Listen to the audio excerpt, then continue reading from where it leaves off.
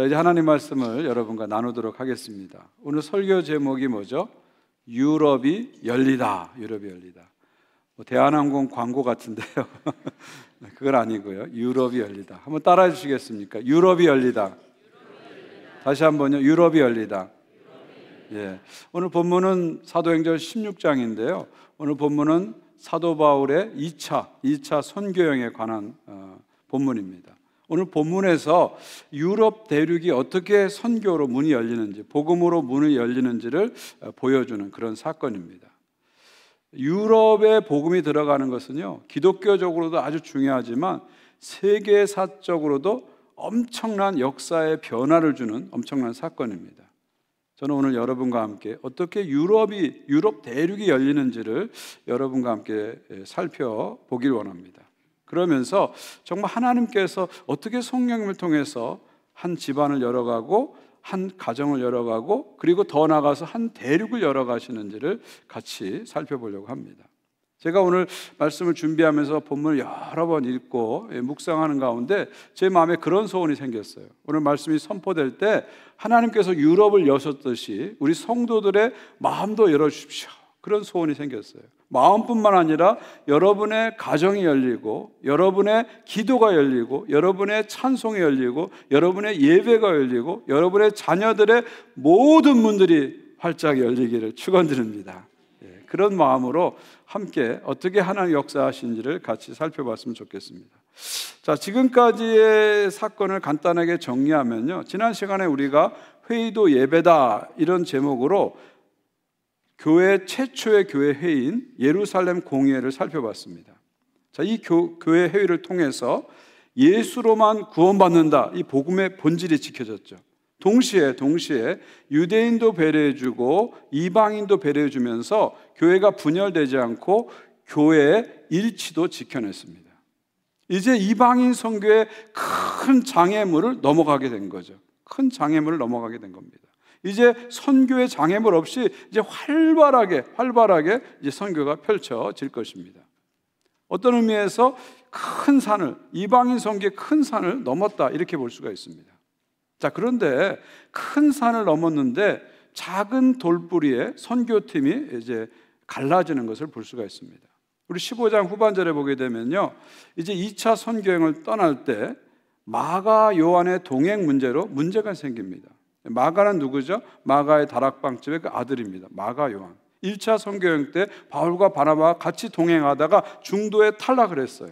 그래서 이 마가의 동행 문제로 바울과 바나바가 심히 다투고 갈라서게 됩니다. 여러분, 성경은요 상당히 점잖은 책이에요. 이 점잖은 책인 성경이 심히 다투었다 이 말은요 아주 심하게 싸웠다는 거예요. 바울과 바나바가 한 팀으로 선교를 했는데 2차 선교 나갈 때 아주 심하게 싸워가지고 갈라섰습니다. 그래서 바나바는 자기 조카인 마가와 함께 구브로로 갑니다. 키프로스 섬으로 가고요. 바울은 신라와 함께 육로를 통해서 지금까지 갔던 1차 선교행했던 지역을 다시 돌아가게 됩니다.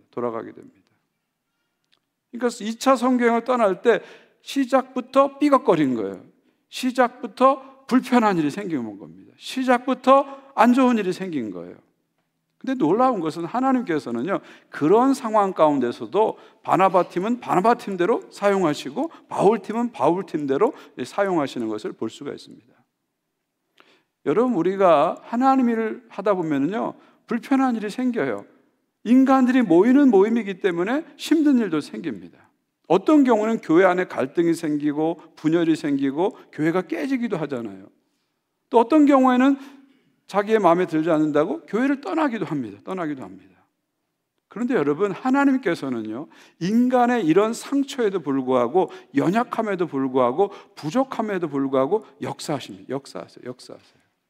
어떤 완벽한 환경이 갖춰져야지만 하나님이 역사하시는 게 아니고요, 인간의 연약함과 상처와 부족함에도 불구하고 하나님은 계속 역사하십니다. 마귀는 뭐냐면 마귀는 하나님의 역사가 중단되는 걸 원해요. 마귀의 최종 목표는 복음의 역사가 멈추는 것을 원하는 거예요.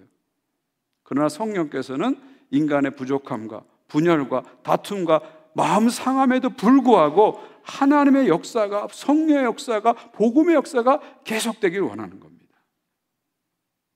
저는 그래서 여러분들이 혹시 교회를 하시다가 마음에 상처를 입거나 또 불편한 일이 생겨도요, 여러분의 헌신을 멈추지 마시길 바랍니다. 마음이 힘들고 어려워도 주님 의지하고 끝까지 달려가십시오.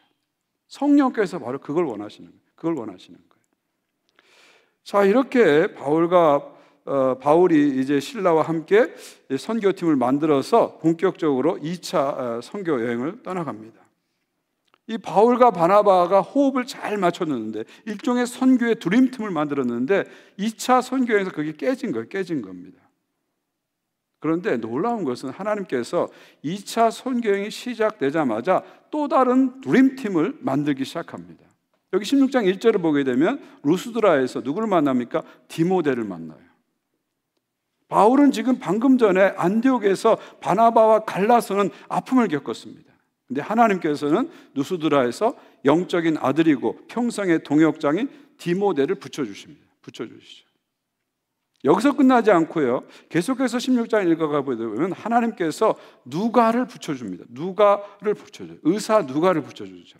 누가는 누가복음을 쓰고 사도행전을 기록한 의사이면서 역사가입니다.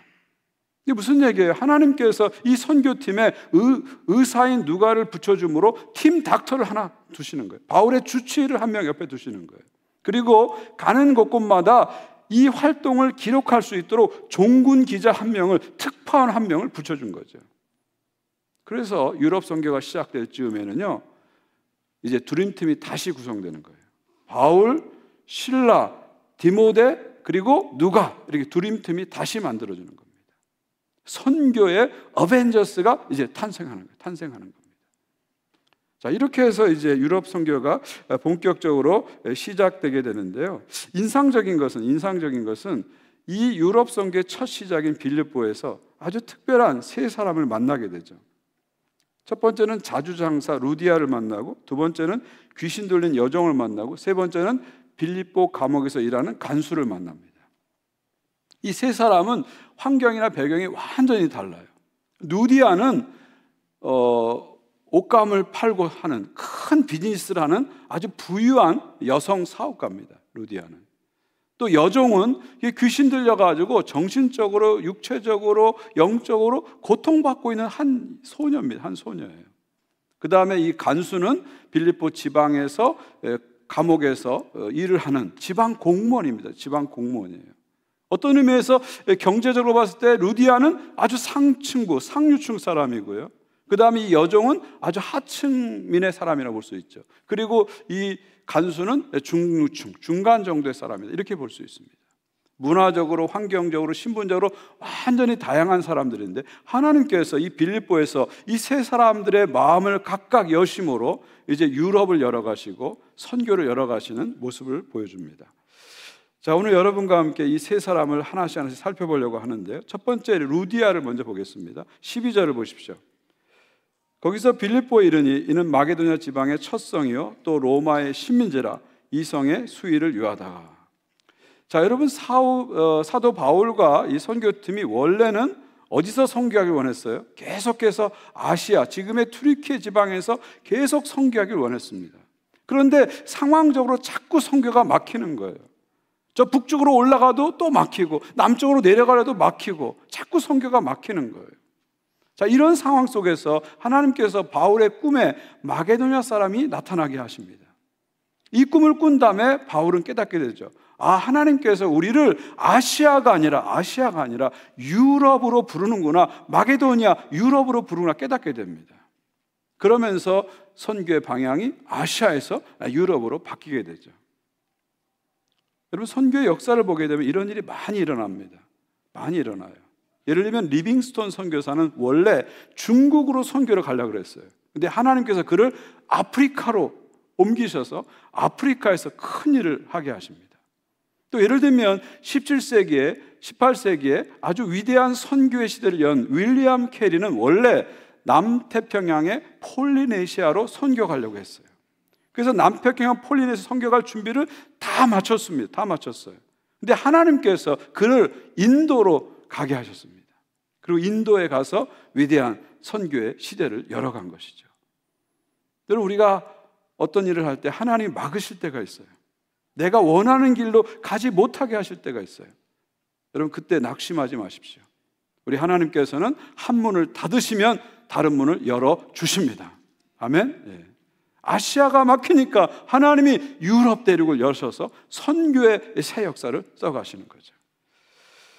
자, 이렇게 해가지고 결국 도착한 곳이 이제 빌립보입니다. 빌립보에 도착했어요. 여기 빌립보는 마게도니아의 첫 성이라고 그랬어요. 첫 성이라는 것은, 이 첫이라는 게 first란 뜻도 되지만 이것은 메인이란 주요한 그런 뜻도 됩니다. 프로스트란 말이 first도 되지만 메인 시티다 그런 뜻이죠. 마게도니아 지역의 아주 주요한 도시다 그런 말입니다. 이 빌립보라는 도시는 기원전 4세기에 마게도니아 제국을 세운 필립 대왕이 세운 거죠. 이 필립 대왕이 누구예요? 알렉산더 대왕의 아버지입니다. 그래서 자기가 4세기에 이 도시를 세우면서 이 도시의 이름이 빌립보가 된 거죠. 빌립보가 된 겁니다. 오늘 본문 보니까 이 도시는 로마의 식민지다 그랬습니다. 로마의 식민지다. 로마의 식민지란 말은 불명예스러운 표현이 아니고요, 아주 명예스러운 표현입니다. 이 로마의 식민지다, 이 말은 뭐냐면 그 당시 모든 땅이 로마의 식민지인데, 특별히 여기가 로마의 식민지다 밝히는 건 뭐냐면 여기는 황제가 직접 다스리는 특별한 도시다, 직할 도시다, 그런 뜻이죠. 그래서 빌립보 시민들은 로마 시민과 똑같은 대접을 해준다는 거예요. 실제로 빌립보 시민들은 로마 시민들처럼 세금을 전혀 내지 않는 그런 특권을 누리게 되었습니다.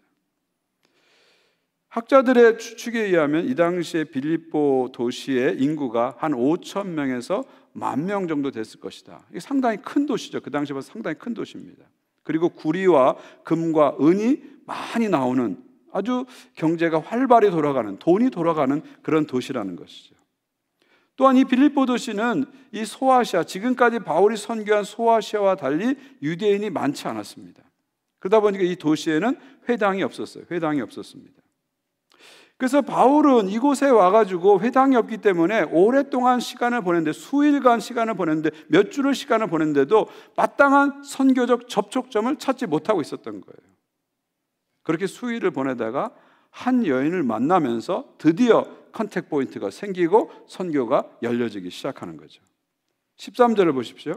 안식일에 우리가 기도할 곳이 있을까요?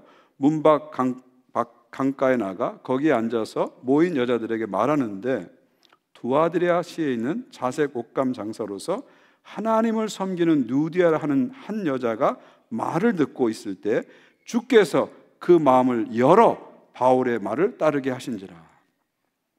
자, 안식일이 됐어요. 바울은 유대인이기 때문에 예배를 드려야 되잖아요. 근데 회당이 없잖아요. 그래서 혹시 기도할 곳이 있는가, 기도처가 있는가 찾아봤습니다. 그런데 돌아다니다 보니까 강가에서 몇몇 여인들이 모여서 안식일에 예배를 드리는 거예요. 그 랍빈 바울이 거기 가가지고 성경을 강론하면서 복음을 전하게 됩니다. 근데 바로 그 여인들 가운데 누가 있었어요? 루디아가 있었습니다. 영어로 리디아죠. 루디아가 있었어요. 루디아는 어떤 사람입니까? 소아시아 두아드리아 출신이고요, 자색 옷감 장사라고 그랬어요. 자색 옷감 장사. 여러분 생각에 자색 옷감이니까 뭐 머리에 다들 옷감 사세요 이렇게 생각하시면 안 되고요. 그게 아니고요. 여기서 자색 옷감이라는 것은 그 당시에는요, 귀족이나 왕족들이 입는 옷감이에요. 평민들은 그 옷을 입을 수가 없는 거예요. 그러니까 루디아는 어떤 사람이냐면 아주 고급 원단을 수입해서 파르는 그런 큰 비즈니스를 하는 사람입니다. 쉽게 말하면 루디아 패션의 CEO다 이렇게 생각하시면 돼요. CEO예요. 나중에 보니까 그 집에다가 바울, 실라, 디모데, 누가 다 초청해서 머물게 하잖아요. 그러니까 집이 엄청 크다는 거예요. 상당히 성공하고 부유한 사업가다 이렇게 보시면 되죠. 여기 14절 보니까 하나님을 섬기는 누디아라고 했는데, 이 말은 무슨 뜻이냐면 고넬룰처럼 이방인이지만 유대교를 믿는 사람이다 그런 뜻이죠. 자, 그런 루디아에게 복음이 들어가는 거예요. 바울이 말씀을 전할 때 하나님께서 어떻게 하셨어요? 루디아의 마음을 열게 하신 거예요. 그녀의 마음이 열자 복음이 들어가고 그가 예수를 믿게 됩니다. 그리고 그 다음 단계는 집이 열려집니다. 마음이 열려지자 그 다음엔 루디아의 집이 열려집니다. 15절을 보십시오. 그와 그 집이 다 세례를 받고 우리에게 청하이르되 만일 나를 주 믿는 자로 알거든 내 집에 들어와 유하라 하고 강건하여 머물게 하니라. 무슨 말입니까? 자신의 마음이 열려서 예수를 받아들이게 되니까 이제는 집을 여는 거예요. 그래서 선교팀을 자기 집에 초대하게 됩니다. 거기 가서 바울이 복음을 전하니까 그 온 집이 다 믿고 다 세례를 받아서 온 집이 다 구원을 받게 되는 겁니다. 그러면서 이 선교팀에게 우리 집을 당신들의 숙소로 사용하십시오. 불편한 여관에 있지 말고 우리 집에 오셔서, 이 우리 집이 크니까 우리 집에 와서 여기를 선교 본부로 삼고 선교 센터로 삼아서 마음껏 사용하십시오 하면서 자기 집을 활짝 열어주는 겁니다. 그리고 놀라운 것은 그 훗날에 이 루디아의 집이 뭐가 되죠? 빌립보 교회가 되는 거예요. 빌립보 교회가 되는 거죠. 그리고 그 빌립보 교회는 계속해서 바울의 유럽 선교, 로마 선교를 후원하는 강력한 후원 교회가 되는 것이죠. 빌립보서 1장 5절에 바울이 빌립보 교회에 보낸 편지인데 여기 이렇게 얘기하고 있어요. 너희가 첫날부터 이제까지 복음을 위한 일에 참여하고 있기 때문이라. 무슨 말입니까? 첫날부터, 루디아가 예수 믿는 그 첫날부터, 루디아의 집에서 교회가 시작된 첫날부터 빌립보 교회는 바울의 선교를 물질적으로 기도로 동참하고 참여하고 후원하는 강력한 후원교회가 되었다는 것이죠. 재밌지 않습니까? 한 여인의 마음이 열렸어요. 마음이 열리니까 집안이 열린 거예요. 집이 열리는 거예요. 집이 열리는 거예요. 집이 열리니까 뭐가 열려요? 교회가 열립니다. 교회가 열립니다. 그리고 빌립보 교회가 열리니까 그 교회를 통해서 유럽 선교와 로마 선교가 이루어집니다. 하나님의 위대한 선교 역사가 이루어지는 겁니다. 여러분, 이 마음을 연다는 게 그래서 중요한 거예요. 마음이 열려질 때 하나님의 역사가 나타나기 시작합니다. 여러분, 인간의 마음이 참 신비로워요. 마음을 열면은 온 세상을 다 품을 수 있는 게 인간의 마음이에요. 근데 마음이 닫히면요, 바늘 하나 꽂을 수 없는 것이 인간의 마음이에요. 하나님은 마음을 열 때 역사하십니다. 여러분이 마음을 열 때 하나님은 여러분을 통해서, 여러분의 가정을 통해서 역사하십니다. 날마다 성령님 향해서 마음을 활짝 여시기를 주님의 이름으로 축원드립니다. 자, 두 번째 사람은요, 여종입니다. 여종. 16절 보세요. 우리가 기도하는 곳을 가다가 점치는 귀신 들린 여종 하나를 만나니 점으로 그 주인들에게 큰 이익을 주는 자라. 자, 두 번째 사람은 이름 없는 한 여종입니다. 여자 노예예요. 근데 이 노예는, 이 소녀는 귀신 들렸어요. 귀신을 이용해가지고, 귀신을 이용해서 미래의 점을 잘 치는 그런 상태에 있는 거예요. 여러분, 예나 지금이나 사람들은 항상 미래에 대한 불안이 있습니다. 그러다 보니까 옛날에도 점치는 일이 왕성했고요. 지금 이 첨단 과학 시대에도 사람들은 아직도 점을 쳐요. 마음이 불안하니까 아직도 점을 칩니다. 그래서 예나 지금이나 이 점치는 일은 고소득을 보장하는 아주 수익성 높은 사업 아이템이죠. 지금 이 주인들은 이 여종을 이용해서 이 여종을 앵벌이 삼아가지고 거기서 많은 수익을 거두는 그런 상황에 있는 거죠. 자, 그런데 어떤 일이 벌어지죠? 그 다음 17절과 18절 보십시오. 그가 바울과 우리를 따라와 소리질러 이르되 이 사람들은 지극히 높으신 하나님의 종으로서 구원의 길을 너에게 전하는 자라 하며 이같이 여러 날을 하는지라 바울이 심히 괴로워 돌이켜 그 귀신에게 이르되 예수 그리스도의 이름으로 내가 내게 명하노니 그에게서 나오라 하니 귀신이 즉시 나오니라. 이게 무슨 얘기냐면요, 이 귀신 들린 여종이 계속 바울의 선교팀을 쫓아다니는 거예요. 쫓아다니면서 뭐라고 얘기하냐면 이 사람들은 지극히 높으신 하나님의 종입니다. 이 사람들은 구원의 길을 보여주고 있습니다. 소리치는 거예요. 사실은 좋은 얘기잖아요. 근데 이 외침이 그녀의 입에서 나왔지만 그녀의 영혼에서 나온 게 아니에요. 누구한테 나온 거예요? 그녀 마음속에 있는 귀신에게서 나온 거예요. 이 귀신은 영적으로 모든 걸 알기 때문에 이 귀신은 이 영적인 실체를 알기 때문에 바울 선교팀에서 이렇게 말하는 거예요. 이 그녀의 영혼에서 이 외침이 나왔다면 바로 예수 믿게 하고 영접할 텐데, 이 귀신에서 나온 외침이기 때문에 계속해서 바울의 선교가 방해를 받는 겁니다. 매일 쫓아다니면서 이 여자가 그렇게 외치니까 바울이 너무 괴로운 거예요. 그래서 하루는 그 여인을 보면서 뭐라고 얘기합니까? 예수 그리스도의 이름으로 명하노니 귀신아 나오라 선포하죠. 그러니까 그 안에서 귀신이 떠나가고 자유케 된 겁니다. 자유케 된 거예요. 루디아의 마음을 여신 성령께서 그의 집을 여시고 교회를 여시고 선교를 여셨어요. 이번에는 귀신에 사로잡힌 한 여종의 영을 활짝 여신 겁니다. 그러면서 선교가 계속 진행되는 거죠. 자, 마지막으로 세 번째 빌립보 성경에 등장하는 인물은 감옥의 간수입니다. 자, 여종은 자신 안에 있는 귀신이 떠나갔어요. 얼마나 좋은 일이에요.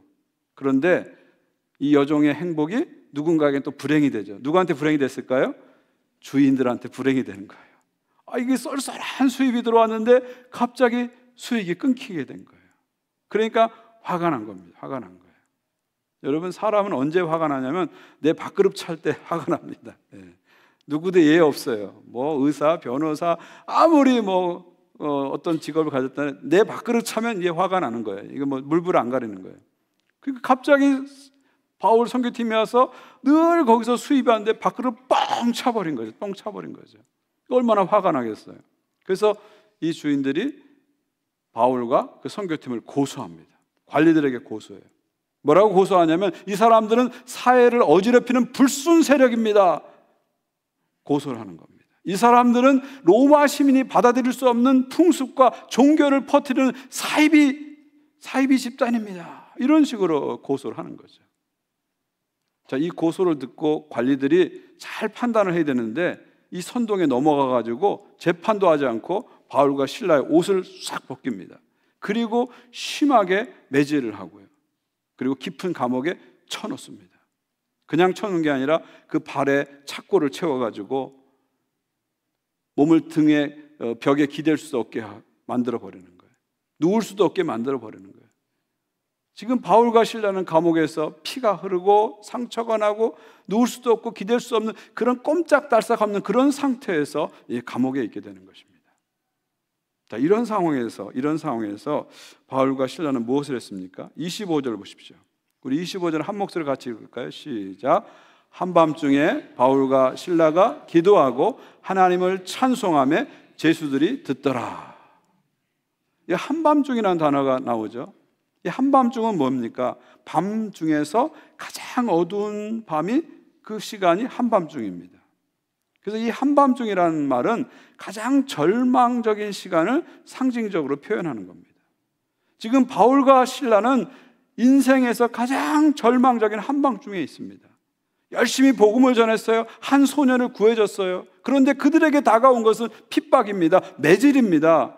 그 착고에 갇혀서 꼼짝달싹할 수 없는 그런 상태에 있습니다. 원망하고 한탄하고 저주하고 좌절해도 전혀 이상하지 않은 그런 상황입니다. 그런 상황이에요. 그런데 바울과 실라는 그 감옥에서 무엇을 했죠? 하나님께 찬송하고 하나님께 기도를 했습니다. 정말 찬송할 수 없는 상황이잖아요. 기도할 수 없는 상황이잖아요. 근데 어떻게 그들이 찬송하고 기도할 수 있었을까요? 그 이유는 이 한밤중, 절망의 한밤중 가운데도 하나님이 함께 하심을 믿었기 때문이죠. 하나님이 이 한밤중에도 나를 버리지 않고 나와 함께 하시고 이 가운데 역사하시고 이것을 통해서 역사하실 것을 믿었기 때문에 그는 한밤중 가운데서도 찬송하고 기도한 것입니다. 여러분, 하늘에 먹구름이 잔뜩 껴도요, 비행기 타고 쫙 올라가면요, 구름 위에는 찬란한 태양이 보여지잖아요. 심지어 폭풍우가 막 몰아쳐도요, 구름 위에는 찬란한 태양이 그대로 있습니다. 마찬가지로 정말 하나님이 안 계신 것 같은 상황이 우리 앞에 펼쳐질지라도요, 하나님은 여전히 여러분과 함께 하십니다.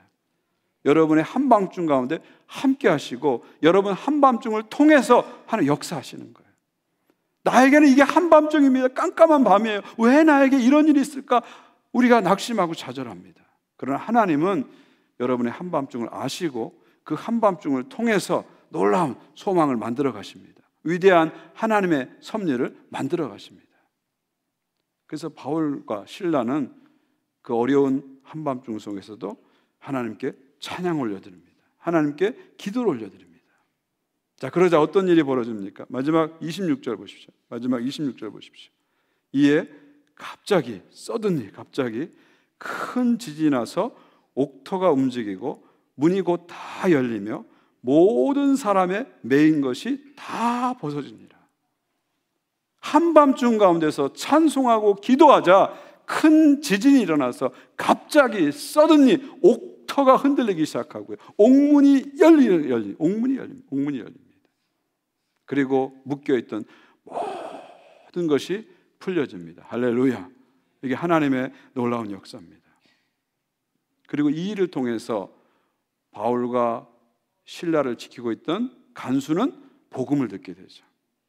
여기서 유명한 말씀이 나오죠. 주 예수를 믿으라. 그리하면 너와 내 집이 구원을 얻으리라. 이 말씀이 나오죠. 이 말씀을 듣고 이 간수는 복음을 받아들이게 됩니다. 그 한밤중에 복음을 받아들이게 돼요. 원래는 이 간수는 자살을 하려고 그랬잖아요.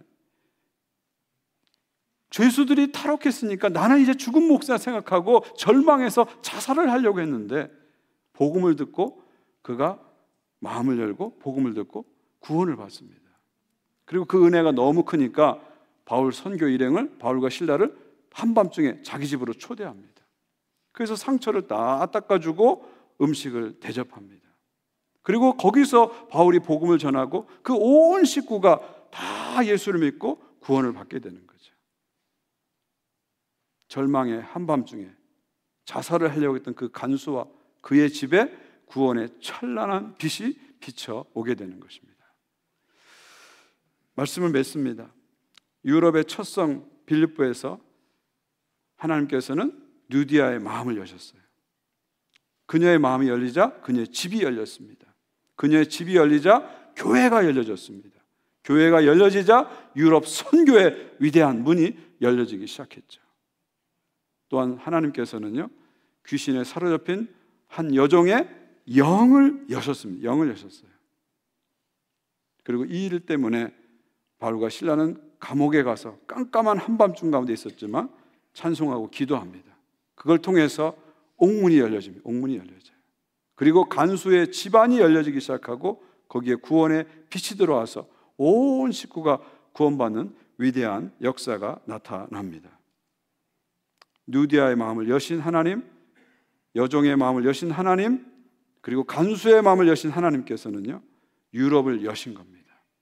그리고 오늘 이 자리에서 여러분의 삶을 여시기 원하십니다. 유럽의 문을 여신 하나님께서 저는 여러분의 삶의 문도 하나님이 열어주실 줄 믿습니다. 하나님의 전능하신 능력으로 여러분의 삶의 문이 열려지고 기도의 문이 열려지고 찬송의 문이 열려지고 예배의 문이 열려지기를 주님의 이름으로 축원드립니다. 코로나가 다 지나갔잖아요. 그런데도 아직도 우리 안에 코로나 후유증이 있어요. 예배 문이 아직 활짝 열려지지 않고 있어요. 아직도 온라인에서 130명이 실시간으로 예배를 드리고 있잖아요. 물론 그 중에서 정말 몸이 편찮아서 못 나오시는 분도 있어요. 그러나 어떤 분들은 오랫동안 온라인 드린 게 너무 익숙해가지고 예배 자리에 아직도 못 나오고 있어요. 그분들에게 아직 예배 문이 활짝 열리지 않아요. 코로나는 끝났는데 활짝 열려지지 않고 있어요.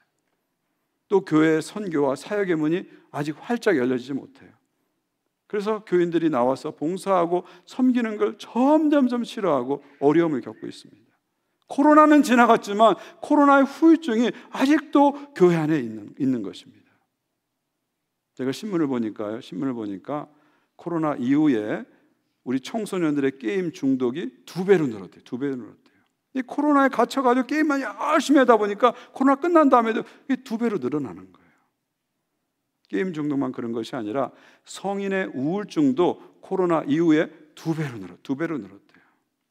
아직 코로나가 끝났지만 아직도 코로나가 우리의 마음과 우리의 영혼을 붙잡고 있다는 거죠. 이제 우리가 이 깜깜한 한밤중에서 벗어나야 됩니다. 바울과 실라처럼 찬송하고 기도하면서 예수 그리스도의 이름으로 문을 열어가야 됩니다. 예배의 문을 다시 열어가야 돼요. 기도의 문을 다시 열어가야 됩니다. 찬송의 문을 다시 열어가야 되고 사역과 선교의 문을 다시 열어가야 됩니다. 우리에게 닥친 문제들은 이제 새로운 문을 열어가시는 하나님의 계획 가운데 이루어진 거죠. 여러분, 영어로 문제란 단어가 영어로 뭐죠? 영어로 뭐죠? 프라브럼이죠. 프라브럼을 발음을 이렇게 하시다 보면 프라브럼, 풀어보렴 이렇게 됐어요. 여러분, 여러분에게 가진 문제는 뭐예요? 풀어보렴. 하나님이 여러분의 문제를 주시면서 잘 풀어보렴 그러시는 거예요. 문제지만, 고통이지만, 아픔이지만 잘 풀어보렴. 그러면 거기에 하나님의 나의 위대한 뜻이 있다. 거기에 하나님의 나의 위대한 선물이 있다. 보배가 있다. 그런 말 아니에요. 문제 때문에 우리는 절망하지만 하나님은 풀어보렴. 잘 풀어보렴. 그러면 그 문제를 통해서 너는 위대한 나의 뜻을 발견하게 될 것이고 위대한 나의 선물을 받게 될 것이야 말씀하십니다. 바울과 실라처럼 찬송하고 기도하면서 문제를 풀어가시기를 주의 이름으로 축원드립니다. 찬송과 기도를 통해서 여러분의 삶의 문이 활짝 열리기를 예수님의 이름으로 축원드립니다. 우리 함께 찬양하기 원하는데요, 오늘 찬양은 시편 23편 다윗의 시입니다. 제가 한번 가사를 읽어드릴게요. 문들아 머리 들어라, 들릴지어다 영원한 문들아, 영광의 왕 들어가시도록 영광의 왕 들어가신다. 영광의 왕 누시뇨 강하고 능하신 주로다. 전쟁에 능하신 주시라. 다 찬양 위대한 하신 왕. 왕께 만세, 왕께 만세. 당신은 영광의 왕. 문들아 머리를 들어라. 이게 무슨 말이에요? 마음을 활짝 열라는 거예요. 문을 활짝 열라는 거예요. 활짝 열라는 거예요. 왜요? 영광의 왕이신 하나님이 들어가시기 때문에 문을 활짝 열라는 것입니다. 영광왕이 내 속에 들어오셔서 나를 다스려 주십시오.